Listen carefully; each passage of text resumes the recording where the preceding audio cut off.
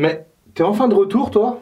Bonjour à tous et bienvenue dans ce nouveau top 5. Et aujourd'hui, je suis heureux de vous retrouver car comme vous pouvez le constater, ça y est, enfin, j'ai déménagé, j'ai mon nouveau studio et le fond noir est revenu. Et aujourd'hui, pour fêter ça, on s'intéresse aux 5 meilleures éditions de SummerSlam à avoir vu le jour. Alors effectivement, comme d'habitude, les goûts et les couleurs ne se discutent pas, je vous parlerai simplement de 5 SummerSlam qui ont vraiment fait l'unanimité parmi les critiques. Et il y a déjà eu 31 éditions du plus grand show de l'été, donc il y a de quoi faire. Juste avant de démarrer cette vidéo, n'hésitez pas à venir me rejoindre sur Twitch, Dr Everything, où je fais pas mal de choses, notamment on parle de catch, on fait des quiz avec des lots à gagner autour du catch, notamment des DVD, et puis on fait un petit peu de gaming, donc n'hésitez pas à me rejoindre, le lien est dans la description. Et pour cette vidéo, je vais tenter de vous donner le moindre résultat possible pour que vous puissiez aller revoir par la suite les matchs, mais pour certains matchs, bien entendu, je serai obligé de donner le vainqueur pour contextualiser un petit peu tout ce qui s'est passé. Installez-vous confortablement, je vous emmène à la découverte de 5 des meilleures éditions de SummerSlam. Et on commence notre voyage dans le temps avec SummerSlam 92.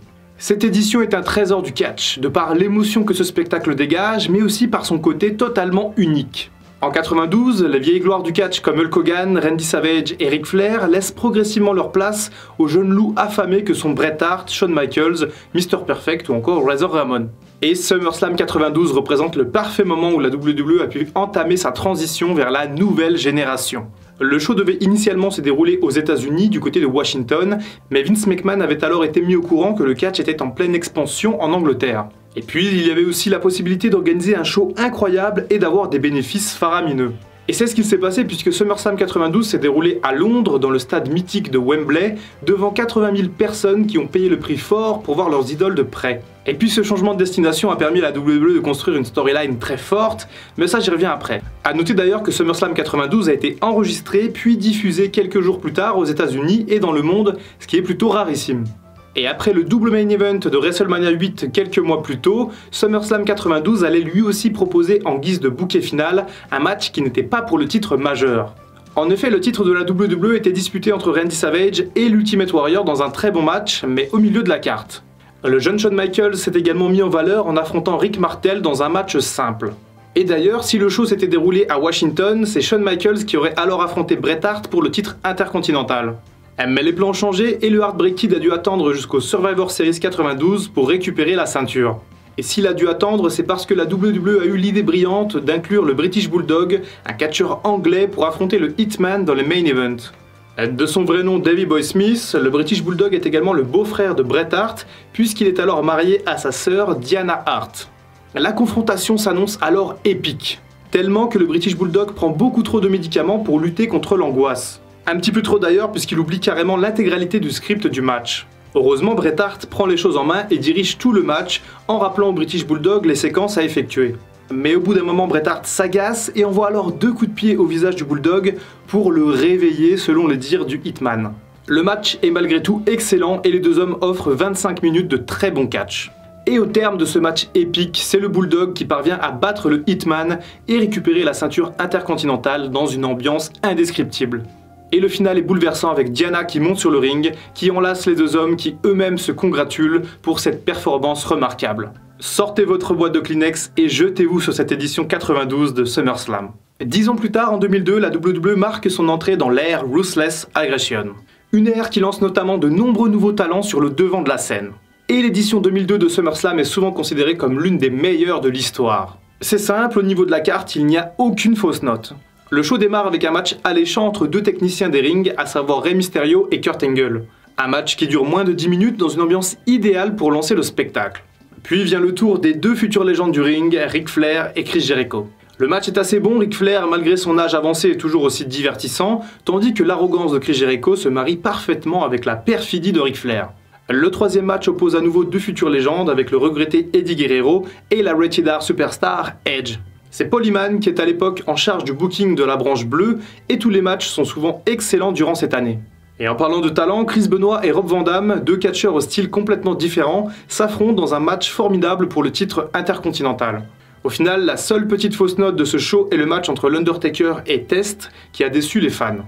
Mais que dire des 2 main events proposés par la compagnie de Stamford. Le premier match phare oppose Triple H à Shawn Michaels. SummerSlam 2002 marque en effet le retour sur le ring de celui qui avait pris sa retraite en 1998. C'est un énorme événement pour les fans qui étaient alors partagés entre l'excitation et la peur de voir Michaels se blesser à la moindre chute. Et le plus surprenant à l'époque, c'est que Shawn Michaels n'a rien perdu de son talent sur le ring. Il catch comme s'il ne s'était jamais arrêté.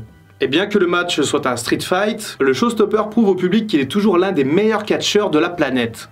Et enfin, le main event du show oppose The Rock, le champion de la WWE, à Brock Lesnar, un jeune rookie aux dents très longues. Et alors que le Rock est face et Brock Lesnar heel, la foule encourage le jeune catcheur et siffle le Rock. En effet, à partir de 2002, Dwayne Johnson ne cachait plus vraiment ses envies de cinéma et les fans ont eu du mal à digérer ça. Brock Lesnar terrasse finalement le Rock et devient pour la première fois champion de la WWE alors qu'il vient à peine de commencer sa carrière chez Vince McMahon. Et la suite, on la connaît pour ces deux athlètes. En 2009, la WWE est en pleine PG era et les 17 000 spectateurs du Staples Center de Los Angeles s'apprêtaient à en prendre plein les yeux pour l'événement de l'été. Et puis 2009, c'est également la génération Catch Attack en France, donc beaucoup d'entre vous doivent se rappeler de ce spectacle.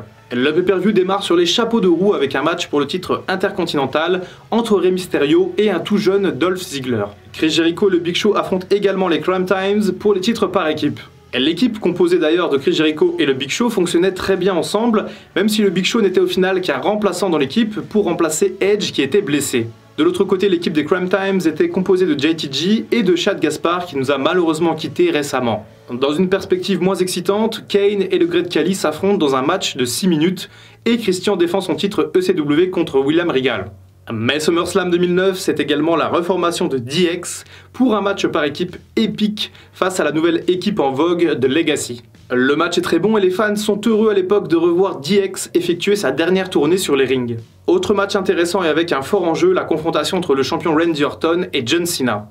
Les deux catcheurs ont eu une très longue rivalité et ce match de SummerSlam est tantôt adoré, tantôt détesté, je vous laisserai faire votre propre avis.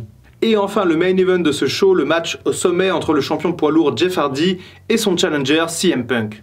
L'histoire entre les deux est alors très intense, voire même personnelle. Les deux catcheurs se détestent allègrement dans la vie et en profitent pour faire monter l'intensité de la rivalité sur le ring.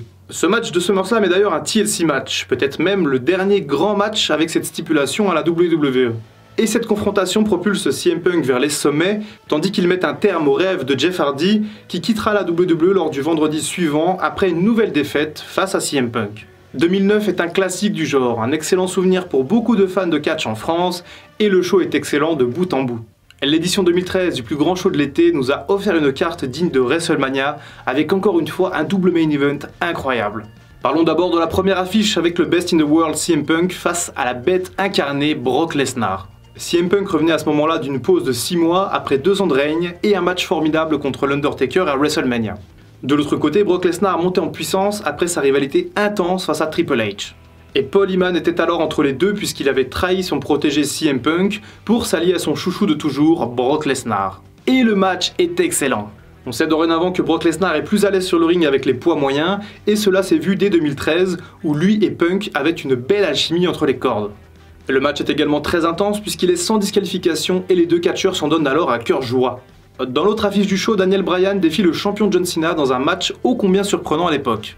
La chance d'une vie pour Daniel Bryan face à un John Cena plus puissant que jamais. Et Triple H s'incruse dans l'histoire en devenant l'arbitre spécial du match. À la fin d'un match aussi épique que disputé, Daniel Bryan parvient à battre Cena pour remporter son premier titre de champion WWE. Mais la fête est de courte durée puisque Triple H tourne heel sur Bryan et Randy Orton en profite alors pour cash in et récupérer la ceinture. SummerSlam 2013 est capital dans l'histoire puisque ce show a permis de lancer l'une des plus grandes storylines de l'histoire de la décennie. Et je vais pas trop parler en détail de ces deux matchs parce que je risque de vous en reparler très bientôt.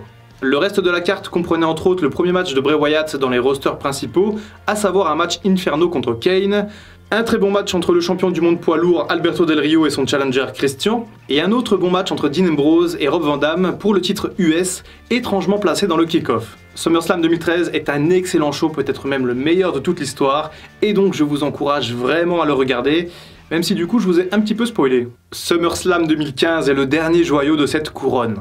Beaucoup de matchs dans cette édition puisque 10 confrontations étaient programmées cette année-là. Et je vais gentiment zapper les matchs de 5 minutes. Le premier match de cette carte oppose Sheamus et Randy Orton dans une confrontation plutôt classique. Un deuxième match assez épique a eu lieu avec un Fatal 4-Way par équipe où le New Day a volé la vedette pendant le match. Le troisième match a opposé Dolph Ziggler à Rusev qui n'est pas arrivé sur un tank cette fois-ci. Dean Ambrose et Roman Reigns ont affronté Bray Wyatt et Luke Harper dans un solide match par équipe. Et Kevin Owens et Cesaro ont également produit un match excellent. Ryback, le Miz et le Big Show se sont également affrontés pour le titre intercontinental. Quant à la division féminine, elle s'est illustrée dans un triple threat tag team elimination match. C'était vachement dur à dire ça. Mais une nouvelle fois, ce SummerSlam 2015 a proposé, une fois n'est pas coutume, un double main event. D'abord le match au sommet pour le titre entre le champion de la WWE Seth Rollins et le champion US de l'époque John Cena. Le tout dans un winner takes all. La WWE allait couronner pour la première fois de son histoire un double champion US et WWE. Et le match est incroyable. Seth Rollins délivre une prestation magnifique face à un John Cena qui lui rend bien.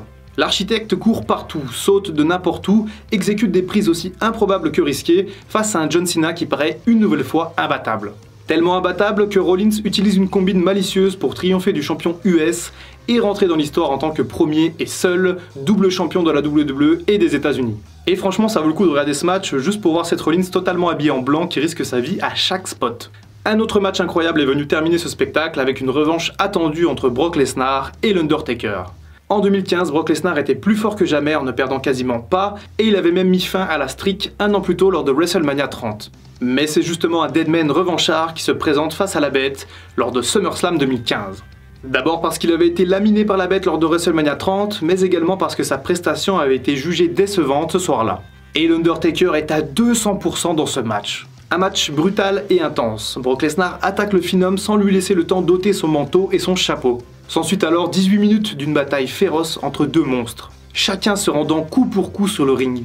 Et au final, l'Undertaker prend sa revanche sur Lesnar puisqu'il piège la Bête dans un compte de 3 alors qu'il était lui-même pris dans la prise de la Kimura. Le final est un petit peu étrange parce qu'il s'avère que l'Undertaker avait en fait abandonné avant d'avoir le compte de 3, donc c'est un petit peu bizarre. La rivalité se terminera quelques semaines plus tard quand Brock Lesnar terrassera l'Undertaker dans un Hell in a Cell. Voilà, c'est tout pour ce top 5, j'espère que le sujet vous a plu, n'hésitez pas à me dire quelles sont pour vous les meilleures éditions de SummerSlam, quels sont les premiers souvenirs que vous avez de cette édition, et les matchs qui vous ont marqué, parce que vraiment ça m'intéresse. Encore une fois, j'ai dû faire des choix, je comprends que certains voulaient voir d'autres éditions dans la vidéo, mais malheureusement, je ne peux pas contenter tout le monde. Voilà, n'oubliez pas d'aller faire un tour sur mon Twitch, Dr Everything, et je vous dis à très bientôt. Il y a encore un prochain top 5 qui va sortir et un retour sur l'histoire, donc voilà, la rentrée risque d'être assez chargée. C'était Dr Wrestling, à bientôt pour une prochaine vidéo, et en attendant, prenez soin de vous.